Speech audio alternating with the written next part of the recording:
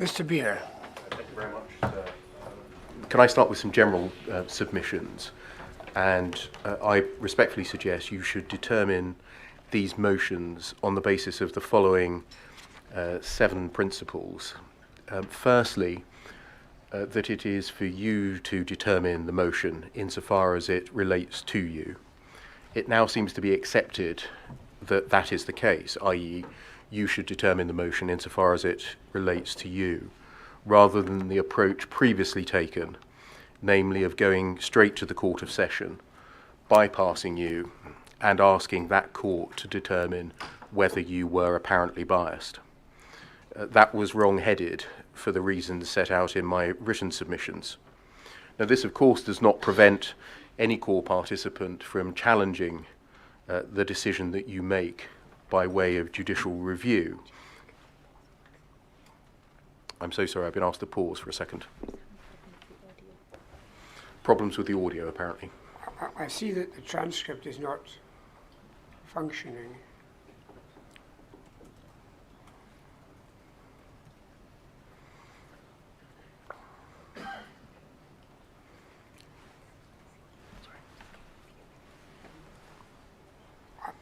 I think that's it now operating. Thank you very much. So I was saying that this does not, of course, prevent any of the court participants from challenging by way of judicial review your ruling on the motions. Indeed, in a number of the written submissions you've received, the lawyers seem to have that in mind, a claim for judicial review already, despite not knowing the outcome of your ruling on the motions or the reasons that you will give in your ruling. Secondly, you should also determine the motions made in relation to the assessors rather than the assessors themselves determining the motions. That is, the motion in relation to Mr. Batt made by the Scottish Police Federation and that made by Mr. Patton in relation to Mr. Fuller. I've set out in detailed submissions, it's paragraphs 11 to 19, no need to turn them up, of my written document, why that should be so, i.e. you determine the motions in relation to the 2 assessors. I've not detected any dissent from what I said in writing in any of the oral submissions today. The third general principle is that you should judge the motions by determining what fairness required in terms of the conduct of the meetings themselves, and what fairness now requires in terms of a broad, overarching, determining principle in relation to the motions insofar as they allege apparent bias and also insofar as they allege procedural impropriety. Fourthly, you should have regard to the law on apparent bias as it has been developed in the context of proceedings in courts and tribunals when determining what fairness requires.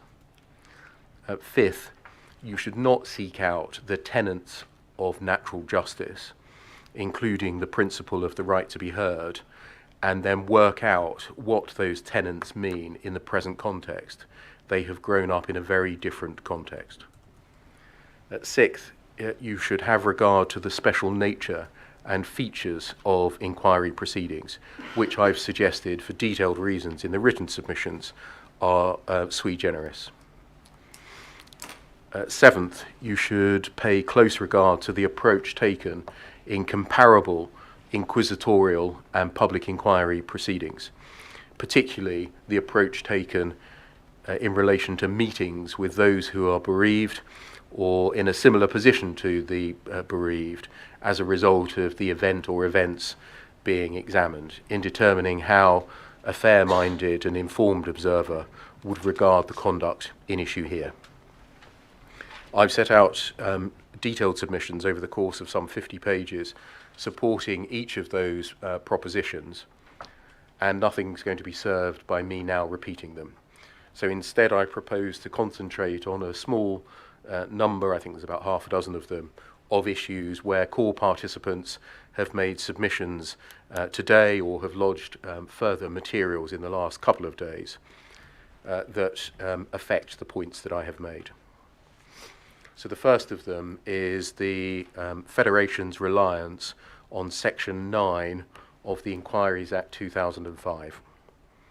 Mr. Dunlop made a range of submissions founded on Section 9 of the Inquiries Act 2005 this morning, and he observed in the course of those submissions that it was remarkable, I think he used the word remarkable or a similar word, that Section 9 of the Act was not mentioned from start to finish by me in my 50 pages of submissions.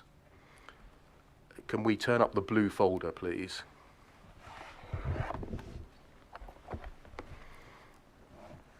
Tab 13.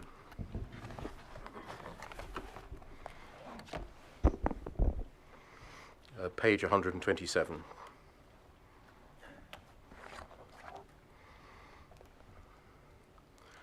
You should have a cross-heading halfway down the page.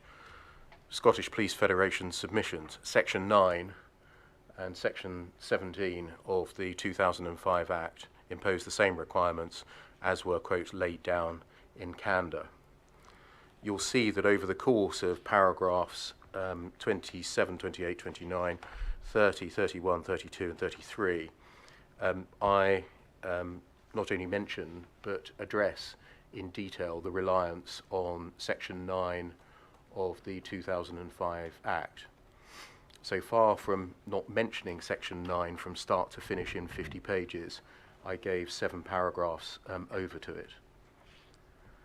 But that's just fencing. We're all guilty of moments of forensic flourishes which overlook the facts. Let's look at the substance of the point made rather than the side issue of whether or not I devoted any attention to Section 9 or not.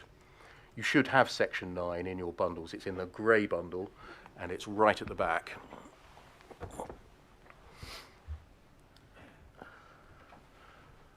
Thank you very much, with a cross-heading of requirement of impartiality. Now, sections 9.1, 9.2 and 9.3 don't affect the issue really, because they are concerned with the steps that a minister must take when determining whether to appoint a member of an inquiry panel. It's really section 9.4 that's in issue. Quote, a member of the inquiry panel must not, during the course of the inquiry, undertake any activity that could reasonably be regarded as affecting his suitability to serve as such, end quote. There's nothing in the words used there, i.e. Following a close textual analysis of the words used by Parliament, which indicates that that subsection incorporates all of the rules of natural justice, whatever they are. Nor will you find anything in the pre-legislative history to Section 9 or the Act more generally, which establishes that by the use of those words, 9.4, Parliament intended to incorporate all of the rules or tenets of natural justice. And in relation to that point, the suggestion that the Act either here in Section 9 or in Section 17, and this was the way that Mr. Byrne put his submissions rather than founding on Section 9, the suggestion that the Act incorporates all of the principles or tenets of natural justice. The problem with that submission is that the difficulties associated with it have not been grappled with. And one way to try and grapple with the issue is to look at one of the other principles of natural justice, not the one that we're said to be concerned with, the rule against bias. Let's look at one of the other principles. One of the other principles of natural justice, quite well established, is that every person has a right to a hearing and must be allowed to present his or her own case. That's one of the well-recognized rules of natural justice. Well, is there a right to have a hearing? Is there a right to be allowed to present his or her own case in a public inquiry? No, there is not. the 2007 rules, the 2006 rules in England and Wales, do not give any person such a right.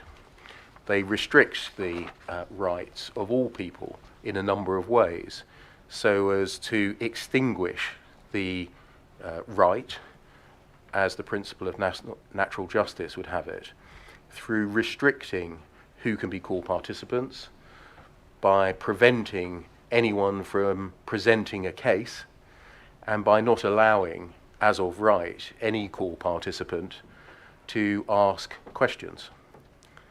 So that principle of natural justice, the right to have a hearing, to present one's own case, does not apply in public inquiries. And yet, as those who support the motion would have it, these provisions of the Inquiries Act 2005 have incorporated all of the rules of natural justice. They must logically say that that rule was also incorporated by Parliament in the enactment of Section 17.3 and the requirement of fairness that it contains. But the other legislative provisions make it quite clear that that rule of natural justice is not only restricted, it's extinguished in inquiry proceedings. And that's why I made the general point in my submissions that the search for the tenets of natural justice as they arose in conventional litigation, and then the attempt to cross-apply them to these proceedings, was folly. Can I turn then to the second point? The related point raised by Mr. Byrne and Mr. Duncan on founded on Errington and Wilson. This is also in the grey folder, and it's in the Solicitor General's supplemental bundle of authorities, and I think it's the second tab into her, the first tab into her authorities, Errington and Wilson. Thank you. Now, 2 points were really made on the back of Errington and Wilson. The first of them was that the principles of natural justice and the duty to act fairly were inseparable, because it was said the principles of natural justice were designed to achieve fairness. And then secondly, in reliance on part of Lord Clyde's judgment, it was said that I'd fallen into the trap, essentially, of suggesting that the only duty upon you was to act fairly, and that that duty was in some way different to a duty to observe the principles of natural justice. Now, as to the first point, I would respectfully suggest that it doesn't advance your understanding or assist you in your task in any way to state the high principle that the principles of natural justice and the duty to act fairly are inseparable. And that's because the issue for you is what approach should be taken in the context of a public inquiry being conducted under the 2005 Act to the issue of the chair of the inquiry and its assessors meeting privately with one of the core participants. It would only be the case that this high principle would be of assistance if it could be shown that in the context of a public inquiry under the 2005 Act, it had been established that the principles of justice applied and that they included a principle that prohibited such a meeting. In any event, it's important to note that despite his statement of high principle, Lord Hope, when he came to determining its application in the circumstances before him, was very careful to stress that it was in the circumstances of that case and the nature of those proceedings that meant that the justice in question was under a duty to have regard to the principles of natural justice. We can see that at the foot of page 554. That's the internal pagination. Letter H, which is right at the foot of the page, the paragraph beginning "in view of the nature of proceedings." So Lord Hope, Lord President, said, in view of the nature of these proceedings, I consider that the Justice was under a duty to have regard to the principles of natural justice, and that in the circumstances of this case, this is simply another way of expressing the broad proposition that she was under a duty to act fairly. So two limitations in the way that Lord Hope expresses himself there.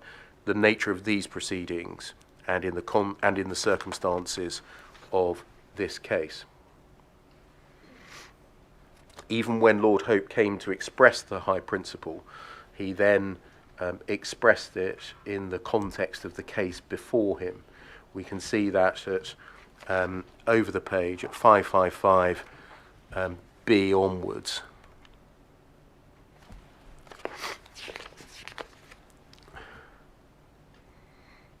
If you just read B till the end of the paragraph.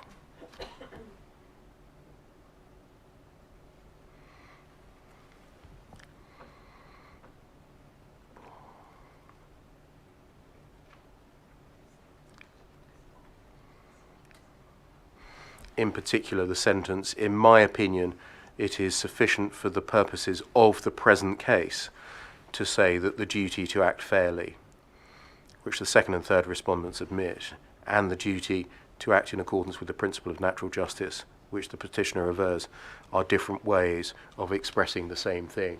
So again, a limitation carefully expressed by Lord Hope. So putting all of this another way, the logic is, well, look, we can show by reference to Errington that there's no difference between fairness and natural justice. We've got Lord Hope saying that the principles are inseparable. Counsel to the inquiry accepts that the chair's under a duty to act fairly. We can point to some cases which say that natural justice includes a requirement that the decision maker should not receive evidence or submissions in private. It must follow that that principle applies to a public inquiry too. That, with respect, is fallacious reasoning.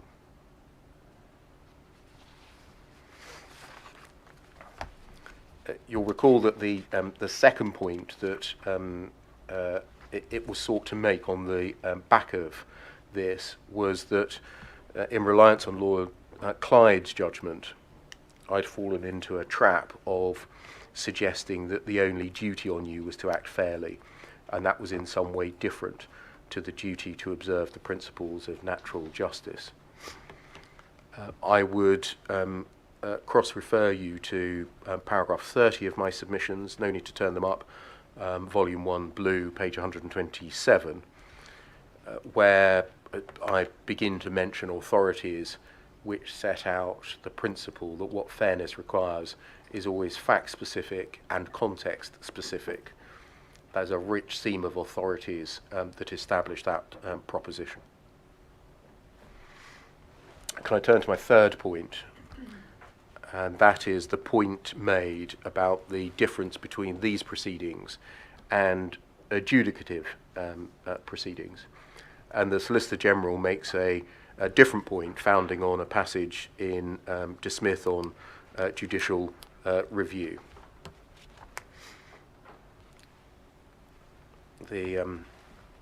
That's also grey folder, Solicitor General, second tab in,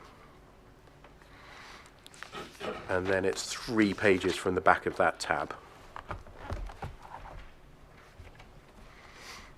And it should have halfway down the page scope of the test. Mr. Duncan has highlighted helpfully the passage at the foot of the page. It's paragraph 12-026 and 12-027. After extracting a paragraph from a decision of the Court of Appeal in England and Wales, the authors say these comments were obiter, as the court went on to find that if the common law principles of bias did apply, they had not been breached. Future courts should be cautious about adopting the suggestion that the Porter test only applies to decision makers concerning adjudicative or quasi-judicial proceedings. First, the distinction between adjudicative and non-adjudicative or quasi-judicial and non-judicial functions is unclear. Second, it's difficult to see a principled case for permitting apparent bias in cases clearly concerning non-adjudicative functions. It's not clear, for instance, why the Porter test should not apply where a decision maker tasked with formulating general policy gives the appearance of being biased. To be clear, I've not submitted that you should not apply the Porter and McGill test in relation to the motions as it's founded, insofar as it's founded on apparent bias. Whether that's on the basis that the Porter and McGill test only applies to adjudicative proceedings, which these are not, or on some other basis. Instead, my submission drew attention to the decision in Porter and McGill in circumstances where it hadn't been mentioned by the Scottish Police Federation in their submissions. The distinction I was drawing between adjudicative and non-adjudicative proceedings was not in the context of the test for apparent bias and the approach set out by the House of Lords in Porter and McGill. Instead, I was drawing the distinction when considering the different nature of the proceedings that we are engaged in here, an inquiry under the 2005 Act, and the cases relied on by the Federation and the Solicitor General, namely proceedings in a court where parties litigate the issues before a judge about the propriety of meeting an individual engaged in the proceedings. That was the distinction I was drawing between the two different species of proceedings, not in relation to whether or not the Porter and McGill test for bias applies. You can see that if we go back to the blue file, tab 13, page 127.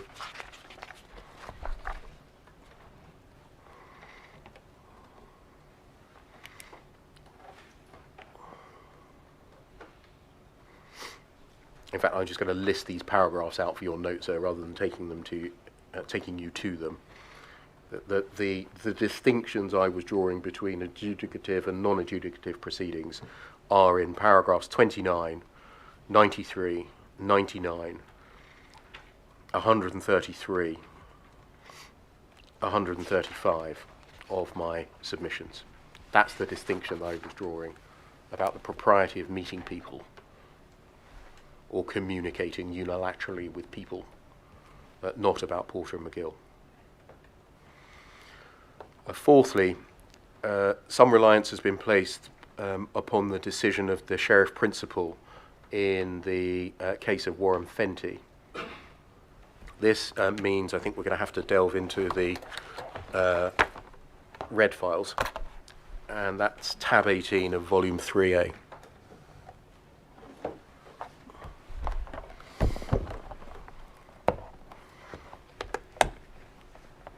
Which should be right at the back.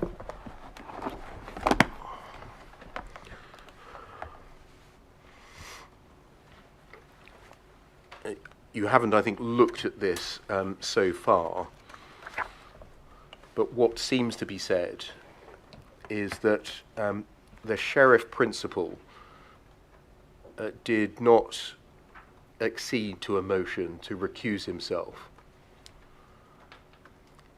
but that was only because of two features of his meeting with the deceased, Mr. Fenty's mother. Firstly, the Sheriff Principal said that he couldn't discuss the merits with her in the course of the meeting that he had with her. And secondly, a minute of the meeting was disclosed to all parties. Those features are absent here. Therefore, it is said, in this case, the test for apparent bias and recusal is or must be met. Can we look at paragraph 3, please? The whole decision is given over to the Sheriff Principal's determination, apart from a few passages which deal with recusal. So paragraph 3 on page 2, he says, in any fatal accident inquiry, there are many interests involved including public or private bodies and their employees, and the general public interest. In this case, my view is the primary interest is that of Mr. Fenty's family, not least his mother. Everyone's affected by the delay, but the family more than anyone. At a recent meeting I had with Mrs. Fenty, and you'll see footnote 1 says, the holding of the meeting was the subject of criticism by some of the parties. I deal with that at the end of the determination. Going back to the text, it was obvious to me that the decade of delay had added a considerable burden to the grief caused by the loss of her son. It was also obvious to me that she'd struggled and continues to struggle to understand the circumstances which had led her son to overdose on methadone, to be admitted to hospital, and to end up dying in police custody. Then for the balance of his determination, he deals with facts. You need to go to right to the end. It's page 435 in the red print.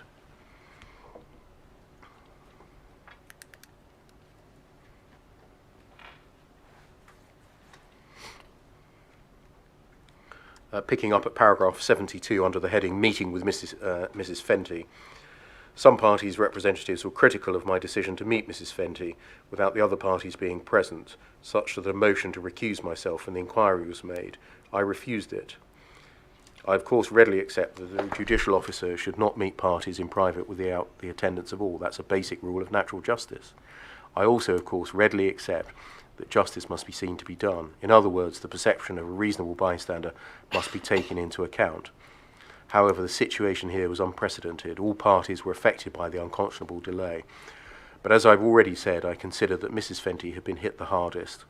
For that reason, I considered not only in the interest of justice, but also out of common humanity, she was entitled to an explanation for it directly from me. The Sheriff Clerk was present throughout, and I was careful to advise Mrs. Fenty, which I had to repeat on several occasions during the meeting, understandably so, given her rightful concerns, that I couldn't discuss the merits. A full minute of the meeting was provided to all parties. For these reasons, the meeting was appropriate, and justice was served, and was seen to be served.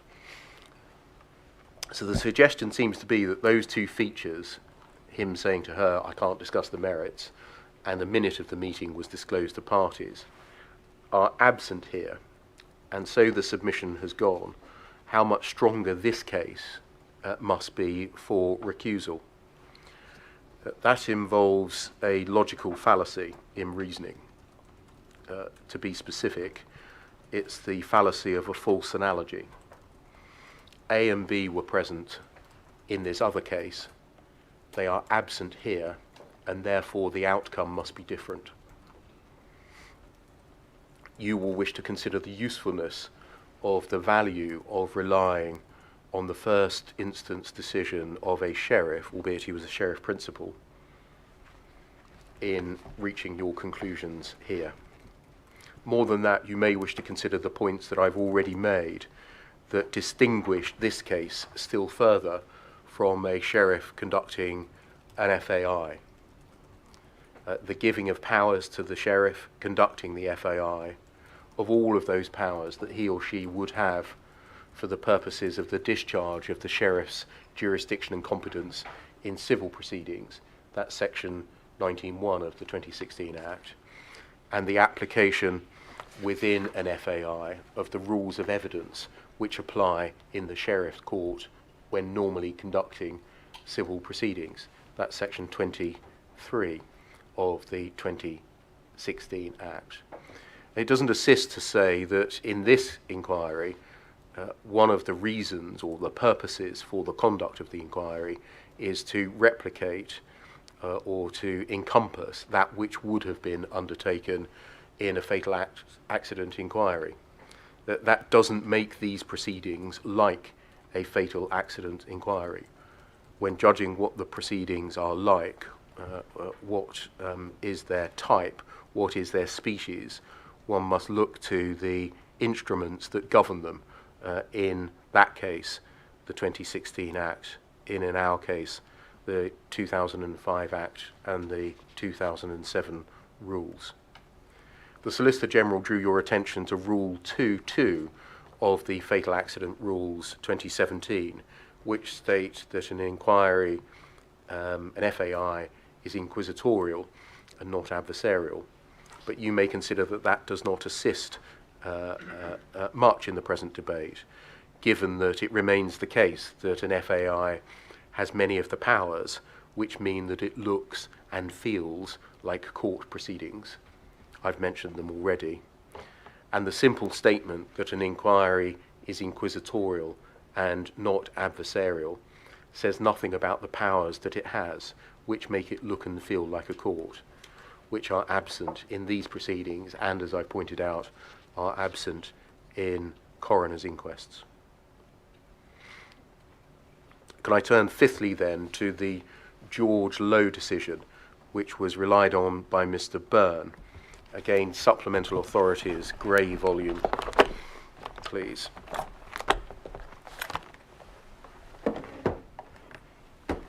Which I think is the fourth tab from the back.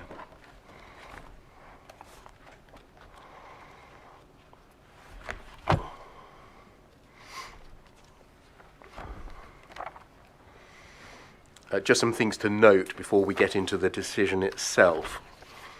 Firstly, this was a rolled up hearing decision. You can see that from paragraph 1 on the second page. This is a rolled up hearing of both permission to apply for judicial review and a substantive judicial review. You can see from the very front page, the frontispiece, that it was an ex tempore judgment, i.e. the argument was heard and the judgment was given on Thursday the 20th of August 2009. You'll see thirdly that it's the decision of a Deputy High Court judge, Mr. Randall QC as he then was. You might note fourthly that no authorities are cited in the case from start to finish. It was an authority-light decision. Absent from the discussion is any authority. And so you might conclude that in the spectrum of precedential value, an ex tempore judgment by a Deputy High Court judge in England and Wales, where no authorities were mentioned, might sit at the lower end of the spectrum of persuasiveness. But anyway, let's look at the substance of it. You can pick that up at paragraph 2. The subject matter of the application is a determination by an independent adjudicator, who was in fact a district judge, in relation to a charge brought against Mr. Lowe under the notice of report that he refused to obey a lawful order to provide a specimen of urine required of him under a mandatory drug testing program. So it's an IA decision determining a charge against a prisoner in prison for failing to supply a specimen. And we can see from paragraph 3 as well that essentially the prisoner said he was on medication, which offered him a reasonable excuse for not providing a specimen, and relied on a letter from a locum doctor that he said supported that claim. If we go to paragraph 7, over the page, there the deputy judge quotes directly from Miss Condrons. She was the solicitor that was acting for the prisoner in the prison. Uncontradicted note of events on the 23rd of July. That's the day of the hearing before the IA. Prior to entering the hearing and on my on my initial attendance at the prison, the IA called me into the hearing room to provide me with some information.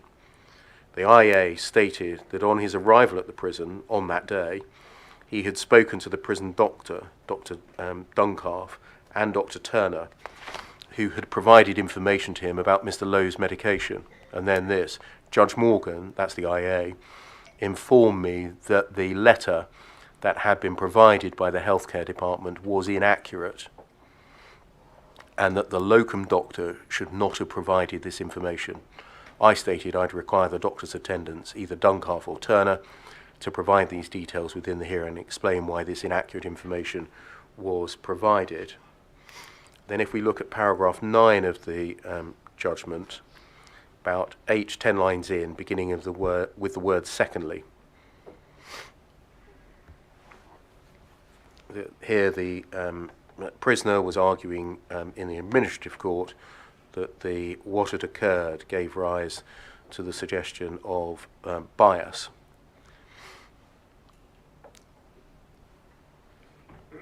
If you've got the word secondly, the deputy judge continued, secondly and very importantly, it deprives the claimant of the opportunity for him or his representative to take part in the process of testing the evidence.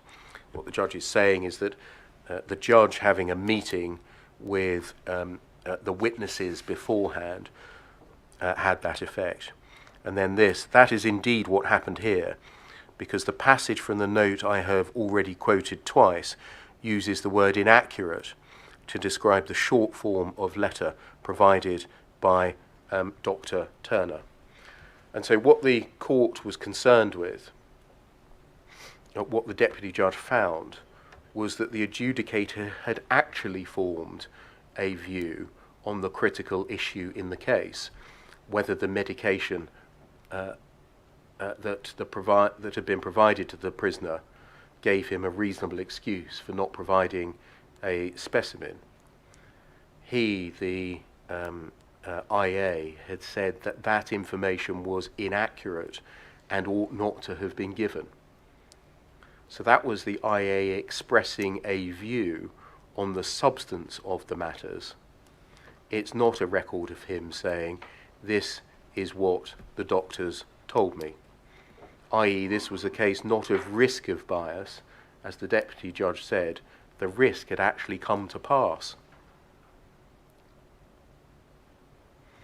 This being a case of actual bias, it's in that context that one must consider the other observations of the district judge. Continuing in paragraph 9, Miss Bush, she was counsel for the interested party, that's the Minister of Justice who present the case against the prisoner, was driven to submit that I should be cautious before treating the note made by Miss Congdon and verified by a colleague as accurate, and the judge rejects that. And then if we go back to paragraph 8, halfway through, the deputy judge says, faced with that difficulty, her submission, that's Miss Bush's position, is that nevertheless the problem was rectified.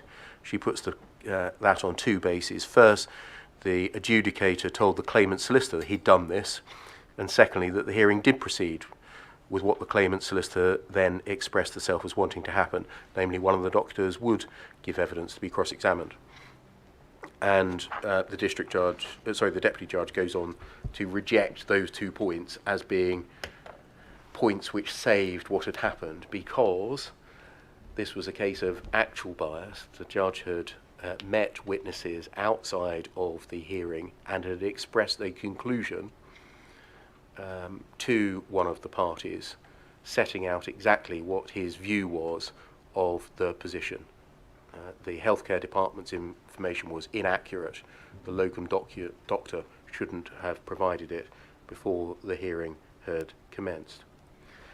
The approach taken by Mr. Byrne of contrasting that case with our own suffers from the same logical fallacy problem as with reliance on the Warren Fenty case. A court here held that 2 things didn't save or salvage the position: disclosure of the fact and content of the conversation, and then the subsequent calling of evidence. Accordingly, if those features didn't save the case with George Lowe, how can they be said to salvage or save the case here? But the context, as I've said, is radically different. The decision maker was not speaking to family members for the purpose of ensuring that they were at the heart of the inquiry. Here, it was a judge speaking to witnesses in order to obtain information about the evidential matters which he was then about to determine, in a context where he expressed a clear view on the basis of that information. Can I turn then to the next point, which is other examples of core participants communicating directly with the inquiry about matters of substance, I'm going to call them, without the core participants knowing about the matters of substance that were discussed.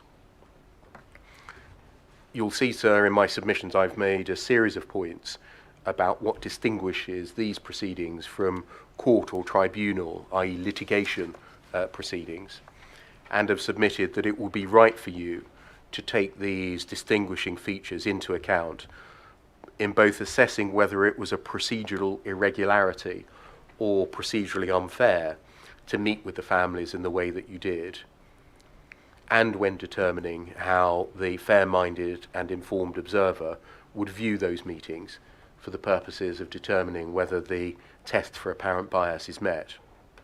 I'm going to recap those points because they are very important. They make these proceedings very different from the cases upon which those who support the motions rely. Firstly, in these proceedings, there are no pleadings, there are no statements of case, there is no indictment, there is no other written instrument by which the parties to the proceedings determine themselves the issues to be tried. Instead, you determine which issues you wish to investigate. You control the process, and you gather the evidence. It would, I respectfully suggest, be unthinkable for a court to act in the way that you do in this inquiry and other chairs in other inquiries act in this regard. Unthinkable. Secondly, a public inquiry is prohibited by Section 2 of the 2005 Act from making findings of civil or criminal liability. This is a fact-finding exercise in this building, not a method of apportioning guilt.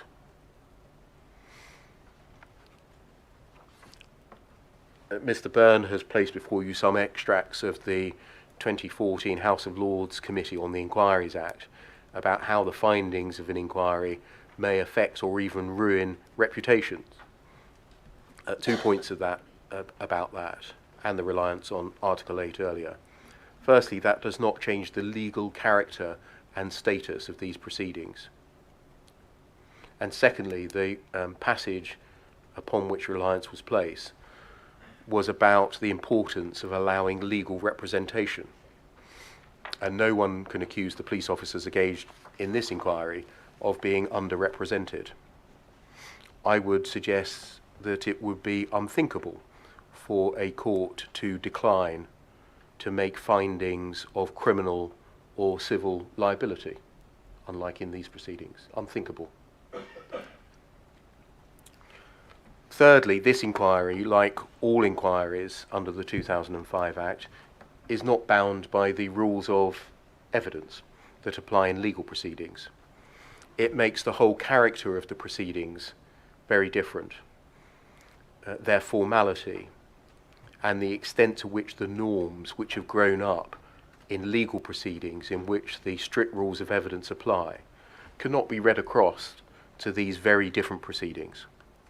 Again, I would suggest respectfully that it would be unthinkable for a court to act in the way that you do in this inquiry and in all other inquiries up and down the land, in the way that chairs conduct their inquiries in relation to the treatment of evidence, not bound by the strict rules of evidence.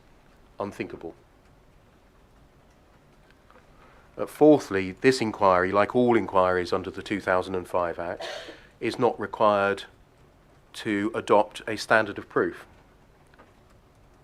Imagine that, a court saying, no, we're not going to adopt a standard of proof in this criminal court.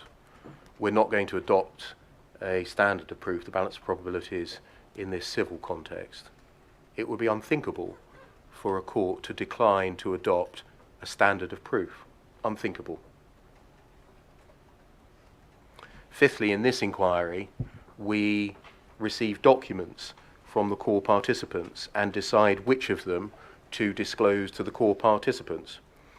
Putting it a different way, the inquiry controls the process of disclosure, not the parties. Again, I would respectfully suggest that it would be unthinkable for a court to act in this way.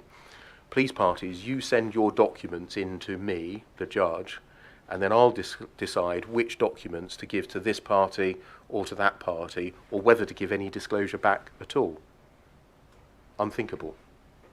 But that's how inquiries operate. Sixthly, and this may be a particularly important point in relation to the issue that you have to decide, because it's about the extent to which the inquiry and the chair in particular communicates with core participants. A public inquiry does not follow the norms that operate in conventional litigation concerning communication between the parties and the court, the inquiry and the core participants. I'm going to return to this because of its importance in more detail in a moment. But I think it would be, again, respectfully, unthinkable for a court unilaterally to communicate with one of the parties to the proceedings before it.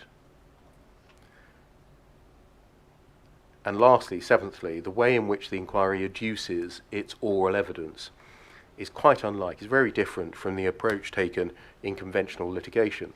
The inquiry has its own counsel. Those counsel presumptively ask all of the questions. The rights of core participants to ask any questions is severely circumscribed. It would again, I suggest, be unthinkable for a court to act in that way, to have the parties in front of it tell their lawyers to sit down and ask no questions, and instead have its own lawyer asking all of the questions. Unthinkable. And so it's in that context how unthinkable it would be for courts or tribunals to act in the same way as public authorities do in these multiple and varying ways that I asked the rhetorical question, is it unthinkable that the chair of an inquiry should meet with those most directly affected by the events under scrutiny, the family and relatives of the man who died? I'm going to point to some factual material now that exists in the context of this inquiry to illustrate that sixth point, the one that I said might be important. And the sixth point was that the strict rules that regulate the extent to which parties in adversarial proceedings may properly communicate unilaterally with the court or tribunal do not apply here. I gave the example in paragraph 93 of my submissions that in England and Wales the position has been codified in the context of court proceedings by part 39.8 of the Civil Procedure Rules, 1998. It says that you mustn't do it. You mustn't communicate unilaterally with the court. And there are sanctions for doing so, and people regularly get hauled up before judges of the High Court for doing it. By contrast, in this context, there is no such prohibition. It happens all the time that the core participants and others communicate with the inquiry.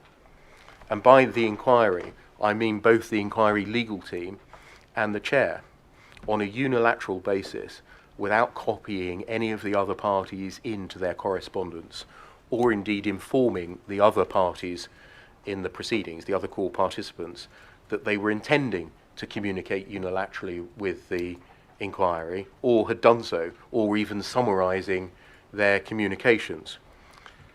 We can see some examples of this in the material before you. I stress these are only examples. Can I start, please, with communications from the Chief Constable of Police Scotland to the inquiry, in which he, I think it was then, may have been she, depending on the date of the communication, seek to influence you in the conduct of your inquiry.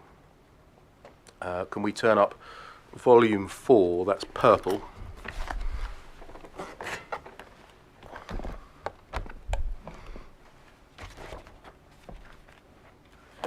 tab 8.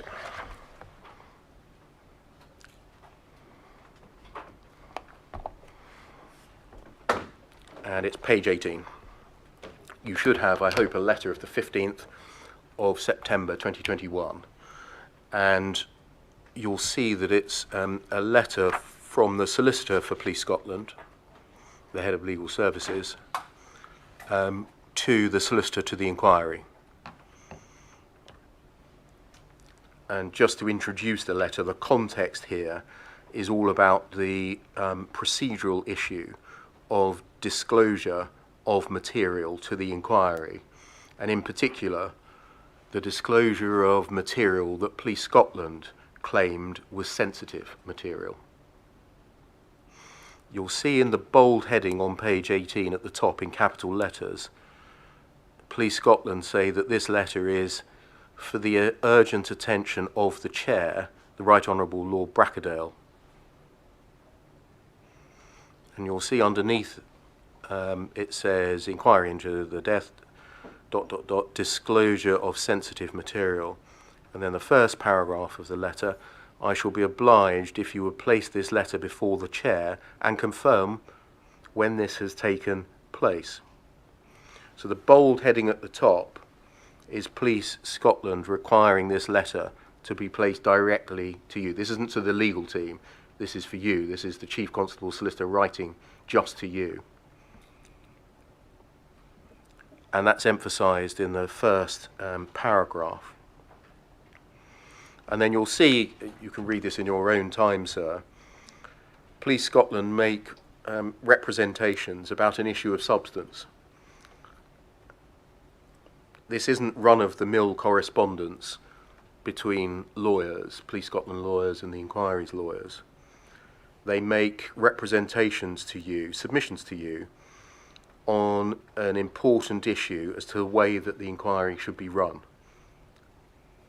So it's addressing issues of substance, the disclosure of evidence that they say is sensitive. And you'll see from the last paragraph of the letter too, on page 22, the solicitor says, I shall be pleased to clarify or develop any part of this submission as be thought fit. The letter has been drafted with the assistance and advice of senior counsel who instruct you to assist the Chief Constable at the inquiry. Otherwise, I respectfully submit, saying, for consideration and determination by the Chair. I await from hearing from you at your convenience once the Chair has an opportunity to consider matters. And so it's clear that Police Scotland thought that it was permissible to have a unilateral and private communication to you that's not copied to any other core participant. You can see that from the header and the footer of the letter and elsewhere that it's not copied to any other core participant, and thought it appropriate for you to act on their unilateral private, to use the pejorative word, secret communications to you. So you may wish to take into account what the fair-minded and informed observer would make of this correspondence when assessing the point made about the alleged unfairness or effect on impartiality of meeting with the families of Mr. Bayoh. Can we look at a second letter, please? It's back a tab, I think, page 13. It's part of the same course of correspondence. So tab 7, page 13. Letter 1st of October. Again, Solicitor for Police Scotland to Solicitor to the Inquiry. And I suggest I'm not, I should stress rather, I'm not picking this letter or the one before for any particular reason. I could have picked any one of a large number of letters of unilateral communications. It certainly cannot be alleged against the Chief Constable that he or she has been slow to write to you privately to try and influence the inquiry on what it does. The context of this is again the disclosure of material to the inquiry. You'll see under the first substantive paragraph under preface, I'm obliged to the Chair for the careful consideration which has been given to the matters set out in my letter. And last paragraph on page 17. I respectfully submit same for consideration and determination by the Chair. I await hearing from you at your convenience once the Chair, as advised by Senior Counsel to the inquiry, has had an opportunity to consider matters. So it's clear from these paragraphs again that Police Scotland expected the letter, or at least its contents, to be drawn to your attention, and for those contents to influence your mind, to influence your decision. Again, note, letter not copied to other court participants. They weren't told that it had been written, nor was it summarised. And so what's the difference between the Chief Constable making these private suggestions directly to you and members of the family making suggestions to you orally in a meeting or a series of meetings, again about issues of substance? That's the kind of thing that a fair-minded and informed observer might bring into account. The same thing might be said of the Solicitor General. Can we note down, but no need to go to it? It's your note in volume 1, the blue volume, tab 16, page 173, your paragraph 8. You refer to 2 meetings with the Solicitor General, the latter of which was at the Solicitor General's request. We've disclosed the documents relating to these 2 meetings, just for your note, volume 2, tab 25, page 91, volume 2, tab 26, page 92 is the first meeting, and then tab 27, page 99, and tab 28, page 101 for the second meeting. So they're meetings in September and October 2021, the second of which was called, as I say, at the Solicitor General's request. You will know from, because you wrote your note and because you have seen the records of your speaking notes, that what was discussed were issues of substance. They were about the running of the inquiry. How is that relevant? How might that be important? You may think it has a threefold relevance.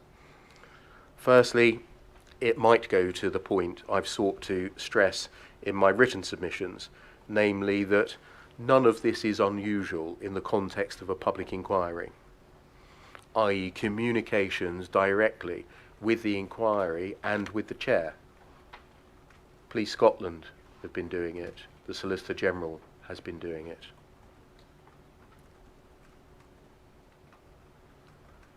It might go to the issue of those who seek to apply their experience of courts and tribunals, forums in which issues are litigated and determined upon, make a mistake in drawing that experience across to this different context. Secondly, it might go in the mind of the informed observer to the issue or the suggestion that meetings only occurred with the families of Sheku Bayoh,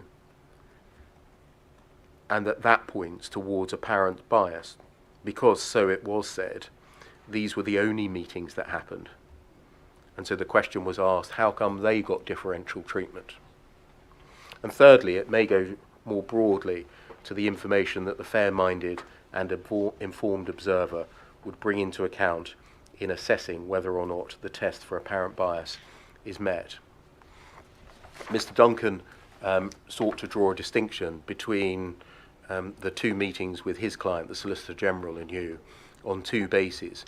Firstly, they happened before the evidence had begun, and secondly, they were discussing issues of procedure and not evidence. But those are distinctions which are illusory and not real. Issues of substance were discussed. The topic was restricting the disclosure of material which the police and the Crown said might be sensitive. Can I turn lastly then, so I'm going to just go over 3 o'clock and I'll continue if I may rather than taking the break. Can I turn lastly then to the comparison of the approach in other inquiries that they have taken to the issue of meeting with families. And I've submitted that you should pay close regard to the approach taken in comparable inquisitorial and public inquiry proceedings, and in determining how the fair-minded and informed observer would regard the conduct in issue here. I've given some examples. If we turn up the blue file at tab 13, page 154.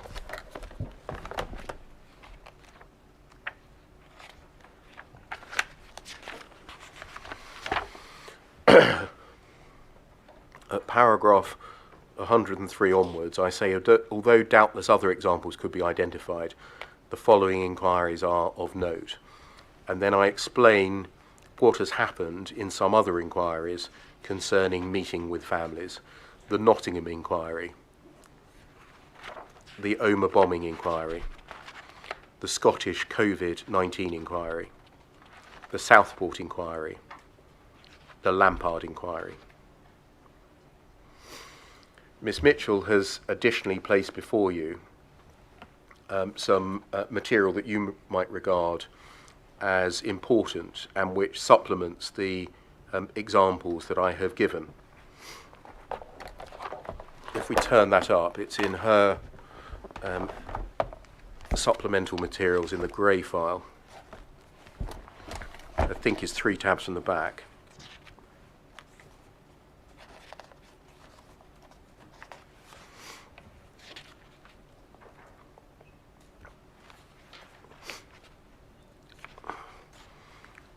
Do you have essentially a Word document which begins on the second page, the Inquiries Act 2005 post-legislative scrutiny?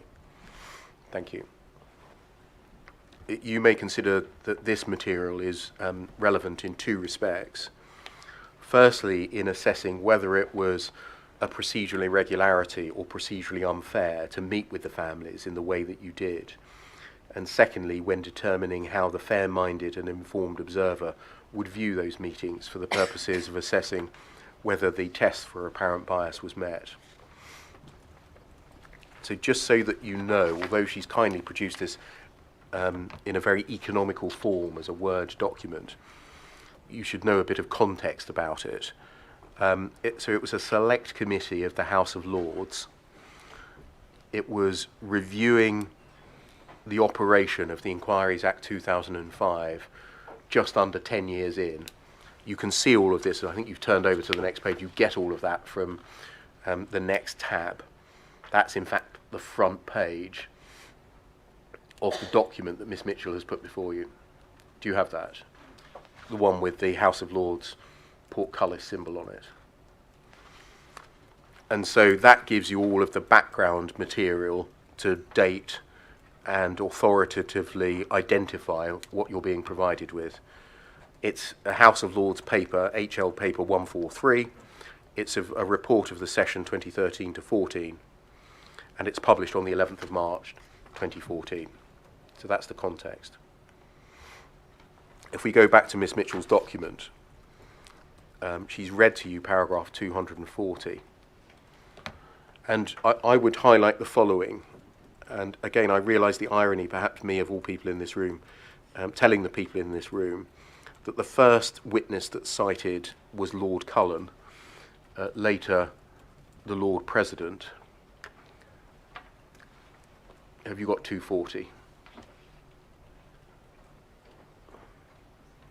So Miss Mitchell's document, the Word document, and paragraph 240 is at the bottom of the page.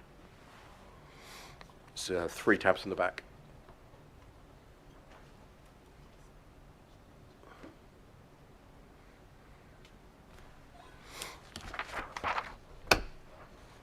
It's the one that's behind the Amaranwa frontispiece that looks like that.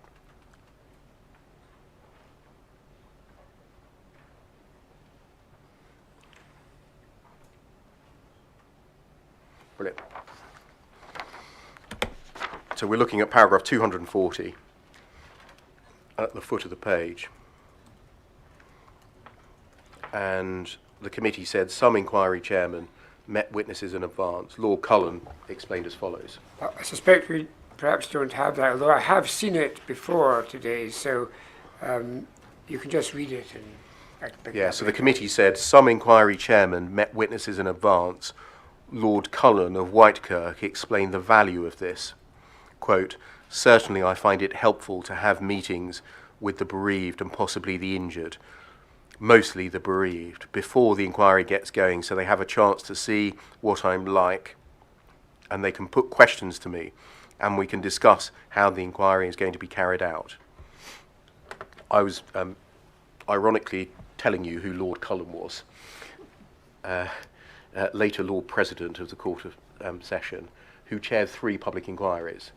The inquiry into the Piper Alpha disaster, that was a statutory inquiry under the Tribunals of Inquiry (brackets Evidence close brackets) Act 1921. The inquiry into the Dunblane massacre, that was a non-statutory inquiry.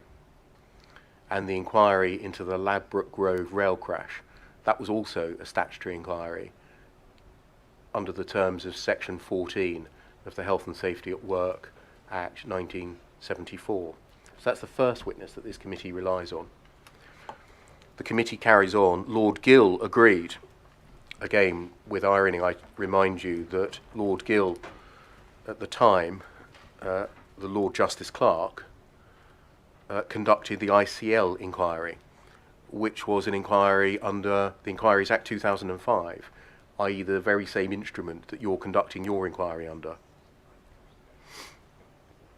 He delivered his report to the House of Commons and to the Scottish Parliament under Section 26 of the 2005 Act. He said, you have to make it clear to them at the outset that everything is coming out in the open, that nothing's being held back, and that everything they want to know, to the extent that it can be known, will be brought out. I also think it helps if you speak to them directly, person to person, just to let them know that all you are there to do is help get to the truth. And then the committee recommended, in bold at the bottom, this is a recommendation of a committee of Parliament about the Act that you're operating under. Inquiry chairman and counsel to the inquiry should, as a matter of course, meet victims and families as early as possible in the inquiry process. So you will have noted, as will the fair-minded observer, the clear evidence of these 2 senior and distinguished members of the judiciary here and the resulting recommendation made by the committee. Which evidence and which recommendation predated your inquiry and therefore the meetings that you held with the family. You will wish to consider whether it was a procedural irregularity, unfair, or meant that you were apparently biased for you to do what these 2 senior and distinguished members of the judiciary had recommended and which a committee of our Parliament suggested should be done as a matter of course. The Federation, this is my last point, criticised reliance as what has happened, reliance on what has happened in other inquiries. Mr. Dunlop referred to paragraph 102 and following of my submissions, setting out what had happened in these other inquiries, and suggested that there were multiple different problems or difficulties with this approach. He listed the 4 of them and then said that what I had done was specious. Firstly, he said that none of the cases relied on, the other inquiries that I listed, involved a challenge or a ruling. So it never formed up into a ruling on the issue of apparent bias. But that's not a difficulty at all.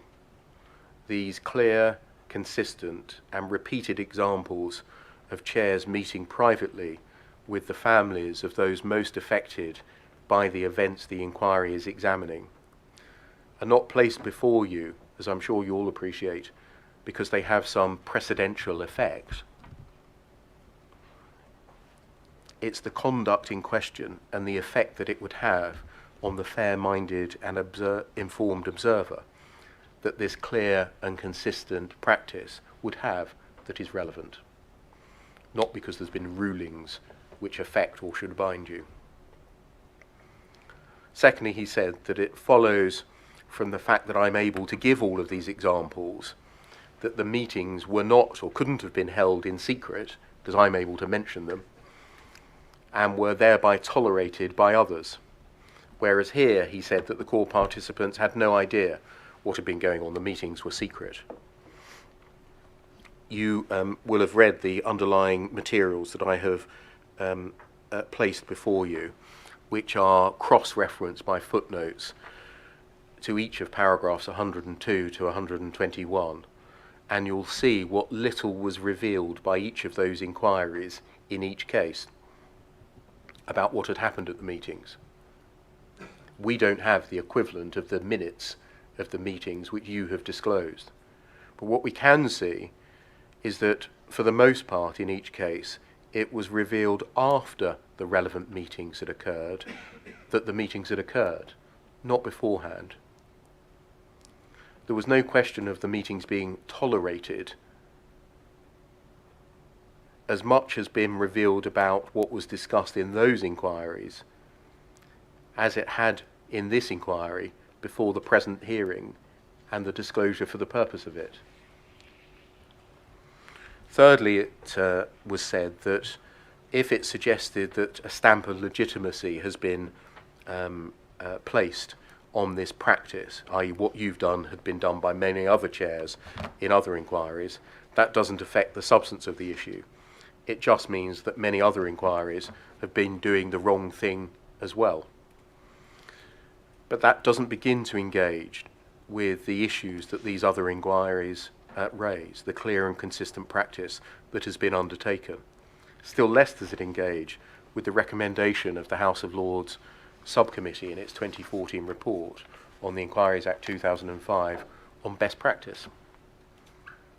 Fourthly, lastly, he said that the comparison fails to acknowledge the difference between the other inquiries where families were incontestably the victims or the relatives of a victim, and where in no case was the deceased even potentially at fault. That is with respect to draw a distinction which is illusory rather than real. There were many other core participants affected by events in those other inquiries. The health service, including individual clinicians, the police service and individual police officers in the Nottingham inquiry, they didn't get to know what had gone on in the private meetings. The police service, individual police officers, the security service, government officials in the Omagh bombing inquiry, they didn't get to know what was going on in the private meetings.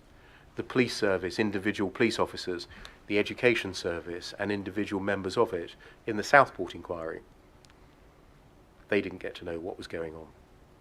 So it's wrong to view this issue through the lens of whether the person who died and their relatives who met the chair may or may not be blameworthy. That's an open issue in this inquiry.